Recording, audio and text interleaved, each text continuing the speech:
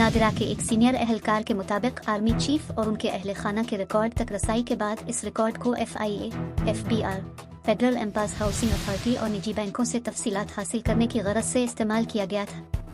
उन्होंने कहा कि FIA के रिकॉर्ड के जरिए इस खानदान की ट्रैवल हिस्ट्री मालूम की गई। उनके मुताबिक इसी तरह मालूमात इस्तेमाल करके टैक्स रिकॉर्ड और ज़मीन जायदाद का खोज लगाने की कोशिश भी की गई। ताहम इस अफसर के मुताबिक नादिरा वो वाहिद महकमा है जिसने इस हवाले से होने वाली गैर कानूनी कार्रवाई में मुलव्वस अफराद के खिलाफ इंक्वायरी की और इस मामले को अपनी हद तक मंतकी अंजाम तक पहुँचाया।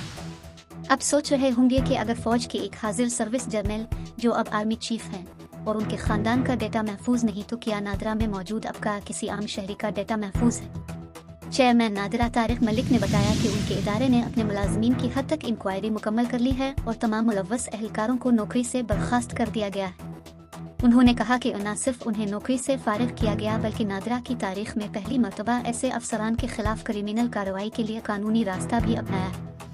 इस इंक्वायरी के नतीजे में आर्मी चीफ के डेटा तक रसाई का इल्जाम साबित होने पर जूनियर एग्जीक्यूटिव से लेकर डायरेक्टर लेवल तक के 6 अफसरान को नौकरी बर्खास्त कर दिया गया। इंक्वायरी कमेटी ने अपनी रिपोर्ट में वो तमाम तर वाकयात बयान किए हैं जिसके नतीजे में इस डेटा तक रसाई हासिल की और सीनियर डायरेक्टर भी इसमें मुलव्वस थे। इसके नतीजे में अब नादिरा ने सेक्रेटरीट मजिस्ट्रेट की अदालत में मुलव्वस अफराद के खिलाफ क्रिमिनल फौजदारी कार्रवाई के लिए पिटीशन दायर कर रखी है।